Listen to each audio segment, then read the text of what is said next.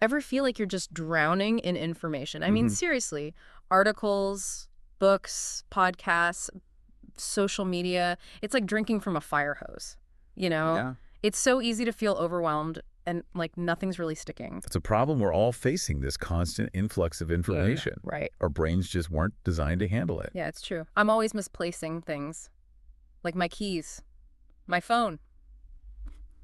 Important facts I read last week. So what's the solution? Well, today we're looking at excerpts from Tiago Forte's book, Building a Second Brain. It's not about becoming some kind of memory wizard or anything like that. Right. It's about creating a system outside of your head to store and use the information that really matters to you. It's about turning information from a burden into a tool. Okay. You know, it's interesting, this concept isn't even new. Really? People have been using external systems for centuries to organize their thoughts and ideas. Okay, I'm intrigued. So what does this look like in practice? Well, Forte highlights some fascinating examples in his book. Take Richard Feynman, the Nobel Prize-winning physicist. He had this system where he kept a list of his 12 favorite problems. Okay. Not equations or anything like that, Right. but these open-ended questions that really fascinated him. So he's walking around with this list of unsolved mysteries in his head. What did he do with it? He used it as a filter for all the information he encounters. Oh. Every new idea, every research paper, he'd ask himself, does this shed light on any of my 12 problems? And guess what? It worked. Interesting. This approach helped him make connections that others just missed, leading to some of his groundbreaking discoveries. Wow, that's amazing. So it's like he was curating his knowledge, Okay. focusing only on what was relevant to his biggest questions. Exactly. And this is the key to building a second brain. It's not about saving everything. Okay. It's about saving what resonates with you. That makes sense. But honestly, isn't that just another form of procrastination? I mean, I'm already pretty good at saving articles and bookmarks that I never look at again. That's a good point. Yeah. The difference here is intention. It's about consciously choosing what to save Okay.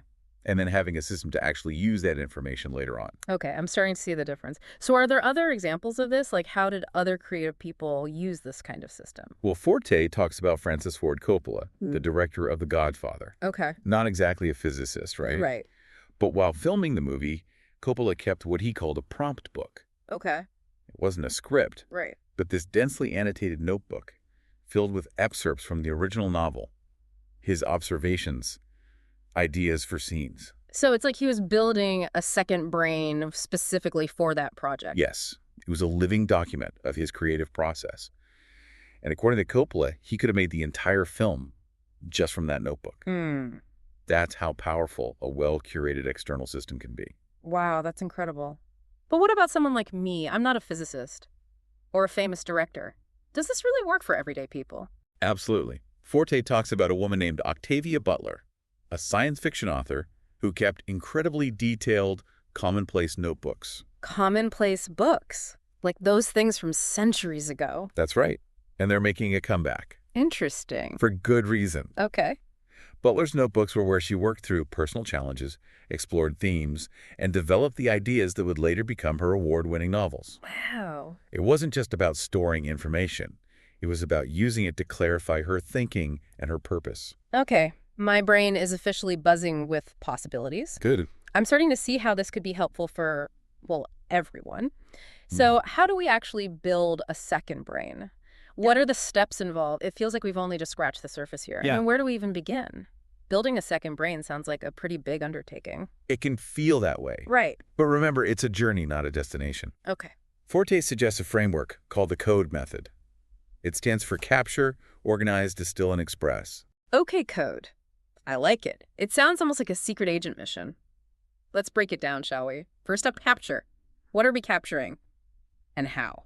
It's all about intentionally saving the information that resonates with you. Things that spark your curiosity, things that excite you, even if you don't see a use for it just yet. Remember, Feynman's 12 favorite problems. Use that as inspiration. Okay, so I'm reading an article and a passage just jumps out at me. I feel like it's connected to something I care about. What next? Capture it. Don't overthink it.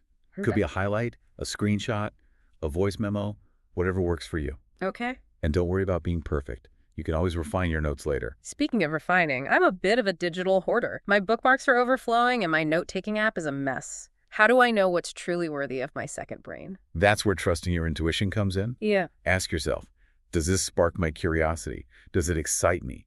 Do I see a potential use for it? Don't be afraid to let things go too. Yeah. Not everything needs to be saved. I'm realizing that I already use tools that could be part of my second brain. I took tons of notes on my phone. I highlight passages in ebooks, and I even record voice memos when inspiration strikes. It's just that, well, it's all a bit disorganized. That's a common challenge.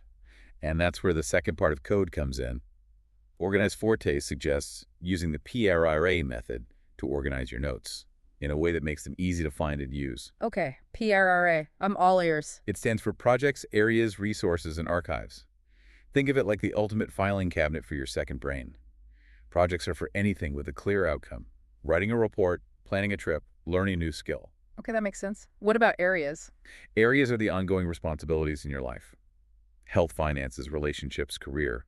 They don't have a clear end date like projects, but they still need a place to hold relevant information. So projects are like sprints and areas are more like marathons. I like that analogy. What about resources? Is that where all those random articles and quotes I save go? Exactly. Resources are your treasure trove of general knowledge and inspiration. Things that you might want to draw on later. And finally, we have the archives. This is where completed projects and notes that are no longer actively used go to rest. Out of sight, but not out of mind. I'm curious, how do you personally organize your own second brain? Does this system work for you? What's fascinating about the PRA method is that it's incredibly flexible. For me, it's less about rigid categories and more about actionability. Sometimes a project wraps up and its folder migrates to the archives. Other times, a note from my resources, sparked by a new opportunity, gets promoted to a project folder. It's dynamic. Okay, I see the beauty of it now. It's not about being perfectly organized. It's about priming your notes for action. But let's be honest, even with a good system, it can still feel overwhelming to go through all those notes. What if I need a specific insight, but I don't have time to reread everything I've saved? That's where distill comes in, boiling your notes down to their essence. Forte recommends a technique called progressive summarization. All right, I have a feeling I'm going to love this. Tell me more about this progressive summarization magic. Imagine this. You have a long article you've captured in your notes. The first layer is the raw text. Then you go back and bold the key takeaways. So I'm highlighting the highlights, basically. Exactly. And for those really important notes, you can even go deeper, highlighting within the bold text, zeroing in on the absolute gems. With each layer, you're creating a more concise and potent version of the information. So it's like creating a Cliff's Notes version of my own knowledge. I love it. But what about those notes I'm not actively using? Like it's just something interesting, but no project in sight. Should I still distill it? That's where trusting the resonance filter really comes in. If it sparked something and you capture and distill it, Yes. you never know when that knowledge might come in handy. There's something almost poetic about that. Our past selves leaving breadcrumbs of insight for our future selves to discover, so we've captured, organized, and distilled. What's next? The Grand Finale Express. This is where we turn all that carefully curated knowledge into something real. Okay, I was thinking express meant like finally writing that book or launching that project, but it sounds like it's more than that. It's about expressing throughout the process. Forte calls these smaller units of work, intermediate packets or IPs. Okay, intermediate packets. Give me a concrete example of what that looks like in practice. Let's say you're working on a presentation. Instead of staring at a blank screen, feeling overwhelmed, you can pull together relevant IPs from your second brain. Maybe you have a set of meeting notes, a distilled summary of an article, or even a voice memo capturing a brainstorming session.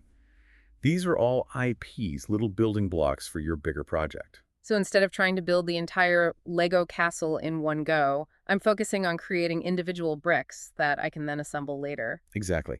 And the beauty of IPs is that they can be reused, recombined, repurposed for other projects down the line. It's like creating a knowledge ecosystem where everything is interconnected. This is making my head spin in a good way. I'm already starting to see the possibilities here. But what about someone who's not a writer or a creative professional? Does this approach really work for everyone? Absolutely. Forte shares a story about a student named Benigno, who's not a professional, anything, he just loves to learn new things. Benigno came across an article about a new cryptocurrency, a topic that really fascinated him, so he captured it in his second brain, distilled it, and ended up sharing those notes with some friends who were curious about the topic. So he became a knowledge curator for his friends without even trying. Exactly. And that's when it clicked for him. He realized he could use those same notes as the foundation for an article he wanted to write. It's about recognizing that even our seemingly random interests can become valuable assets. That's such an empowering thought. I think so often we undervalue our own knowledge. It's like, oh, that's just a random hobby. It's not important. But with a second brain, those interests can become fuel for our work, our relationships, even our creative pursuits. I couldn't agree more. And what's fascinating is that this concept of expressing can take many forms. Forte also talks about a pastor named Patrick, who uses his second brain to design truly meaningful memorial services. Now, that's not something I would have expected. How does a second brain fit into that context? Well, Patrick's goal is to honor the life of the deceased by telling their story in a truly meaningful way. In the past, this felt like a huge burden starting from scratch each time. But with his second brain, he realized he could collect stories, memories, and themes throughout a person's life, and then use those curated notes to craft a service that truly reflects who they were. It's like he's weaving together a tapestry of someone's life using the threads of their experiences stored in his second brain. It's beautiful. It really is. And it shows that a second brain isn't just about personal productivity.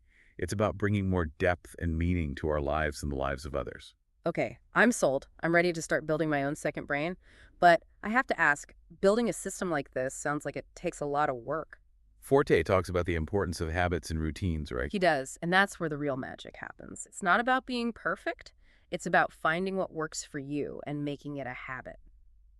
So where should someone even begin? Do you have any advice for our listeners who are feeling inspired to take action? Start small. Pick one stage of the code method that resonates with you and focus on that. Maybe you want to experiment with different capturing techniques, or try organizing your notes using the PARA method. I like that. No need to overhaul your entire life overnight. Exactly. Remember, it's not about chasing some ideal of perfect organization. It's about making your knowledge work for you, not the other way around. It's just so inspiring. I don't know about you, but I'm feeling a surge of creative energy right now. Yeah. I love that instead of feeling weighed down by all the information out there, we can actually use it to our advantage. That's the power of a second brain. It helps us feel more confident and capable in a world that's constantly demanding more from us. Well, this has been an incredible deep dive so far. Thought-provoking, inspiring, and surprisingly practical. Yeah. But before we wrap up, I have a final, maybe even a little provocative question for you and for our listeners out there. What does this all mean? For the listener, we've covered a lot of ground here. But what's the big takeaway? Well, what's fascinating here is that Tiago Forte argues that building a second brain isn't just about personal productivity. There's a bigger picture. Okay, I'm all in. Yeah. He believes it's also about discovering your unique voice and sharing your knowledge with the world. So it's not about hoarding information, it's about letting it flow outward, too. Exactly. Think about it. We all have experiences, insights, knowledge that could benefit others. But so often it just stays locked inside our heads. Because we don't have a system for capturing and organizing it, we just end up forgetting. Precisely. But with a second brain, we can turn those fleeting thoughts into tangible assets that we can then share, refine, and build upon. This is making me think about how we often view knowledge as something scarce. Like if I share my ideas, I'll somehow have less of them. But it's actually the opposite. Hmm. The more we share, the more we clarify our own thinking, the more connections we make, Yeah. and the more value we create for ourselves and others. Okay, this is a total mindset shift. So instead of guarding my knowledge, I should be looking for opportunities to give it away. In a way, yes. Think about the examples we discussed. Richard Feynman using his favorite problems to connect with other scientists. Francis Ford Coppola drawing on his prompt book to create a masterpiece.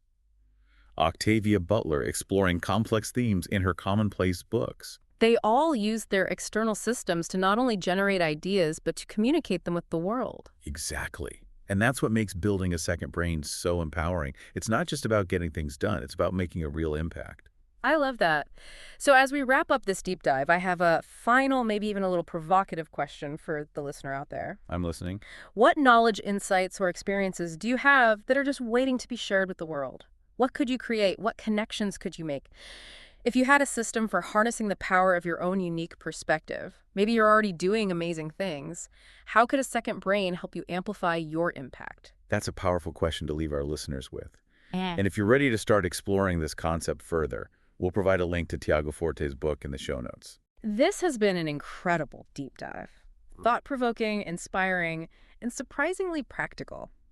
I don't know about you, but I'm feeling a surge of creative energy right now. Like I can finally get a handle on all this information swirling around in my head. I couldn't agree more. And remember, building a second brain is a journey, not a destination. Start small, experiment, and see where it takes you. Thanks for joining us on the deep dive. Until next time, keep learning, keep creating, and keep diving deeper.